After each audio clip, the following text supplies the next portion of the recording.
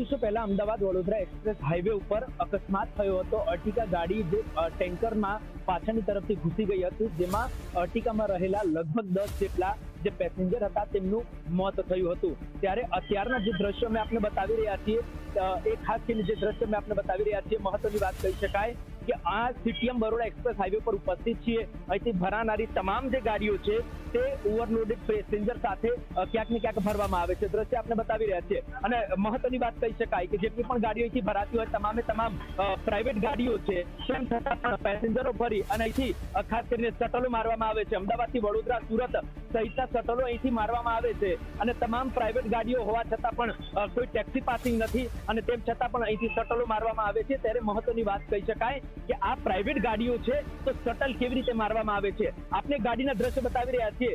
આગળ એક અર્ટિકા ગાડી ગઈ છે થોડી વાર પહેલા જ, અહીંયા જ આ ગાડી અહીંયા 3 થી 4 ગાડીઓ ભરાતી હતી। બરોડા એક્સપ્રેસ હાઈવેના દ્રશ્યો અત્યારે અમે આપણે બતાવી રહ્યા છીએ, સીટીએમ ખાતે ઉપસ્થિત છીએ।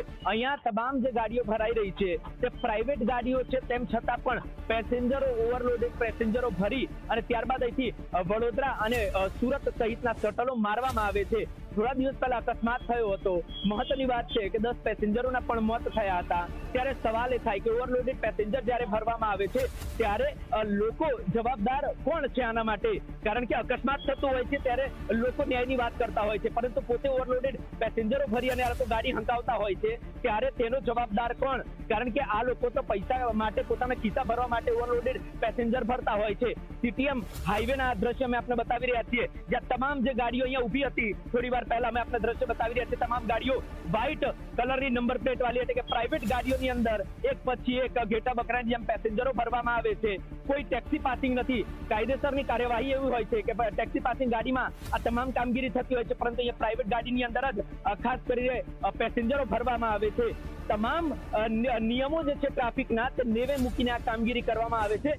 સવાલ એ થાય કે ટ્રાફિક પોલીસ ખાસ કરીને કયા પ્રકારની કાર્યવાહી કરી રહી છે? ટ્રાફિક પોલીસના આંખ નીચે આ કામગીરી થઈ રહી છે ત્યારે સવાલ થાય કે ટ્રાફિક પોલીસ શું આંખ આડા કાન કરી રહી છે? ટ્રાફિકના નિયમો નેવે મૂકવામાં આવે છે, પરંતુ ટ્રાફિક પોલીસને ખબર હોવા છતાં પણ આ કામગીરી થતી હોય તેવા દ્રશ્યો પરથી જોઈને લાગી રહ્યા છે।